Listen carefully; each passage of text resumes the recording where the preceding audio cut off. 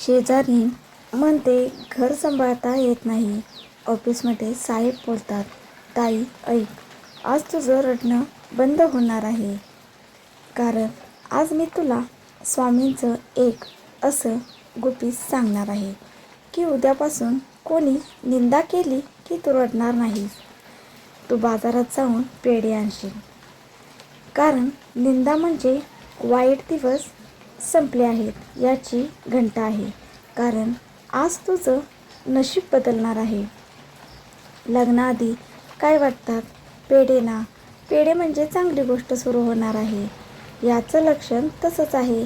ताईनो, जेव्हा देवाला तुला काही गोड बातमी द्यायची असते ना, मोठी नोकरी, घर, लेकराचं लग्न, आजारातून सुटका, तेव्हा तो आधी निंदेचा कडू ओठ पाजतो.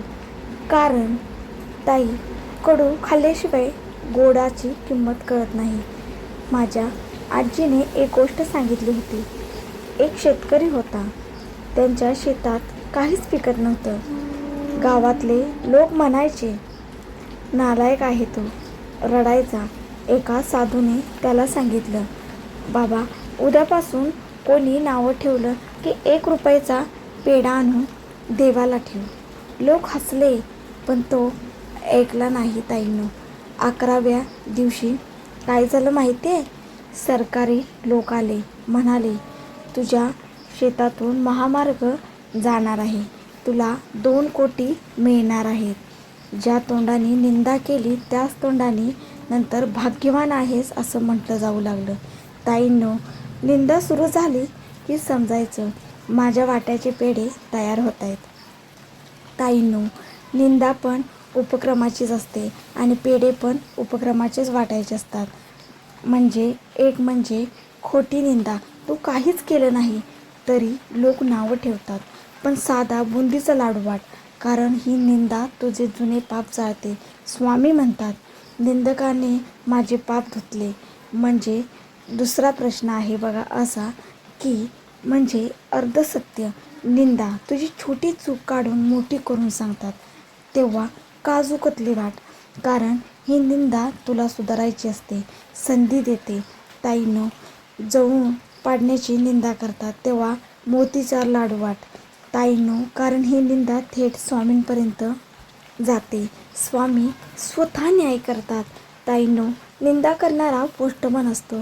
तो वाईट बातमी आणतो, पण त्याच्या पिशवीत गोड बातमी पाकिट पण असतं. आपण फक्त वाईट बातमी ऐकून रडतो, पाकिट उघडत नाही. ताईंनो, मी खरंच सांगते, 2 वर्षापूर्वी मी पहिला व्हिडिओ टाकला, स्वामी अनुभव.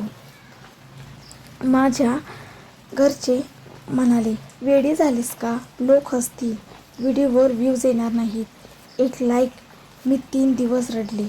मग एक आजी भेटल्या. म्हणाल्या, पोरी, निंदा होते ना, जा पुढे घेऊन ये.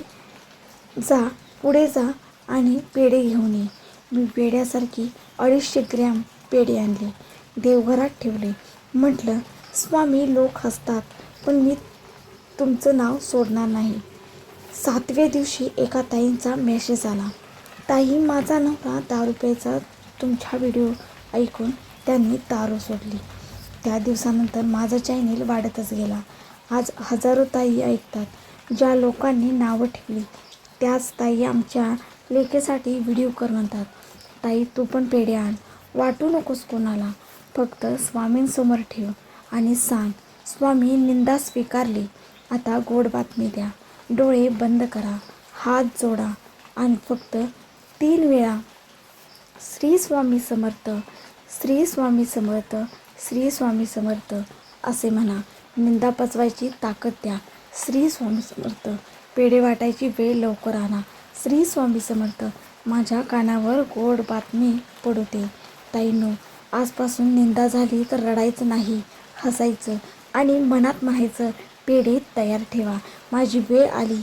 ज्या ताईंची आज निंदा होते आहे तिने कमेंटमध्ये श्री स्वामी समर्थ लिहा. मी आणि सगळ्या ताई मिळून तुमच्यासाठी प्रार्थना करू. कारण आपण सगळ्या एकच आहोत आणि स्वामी सगळ्यांचे आहेत. श्री स्वामी समर्थ.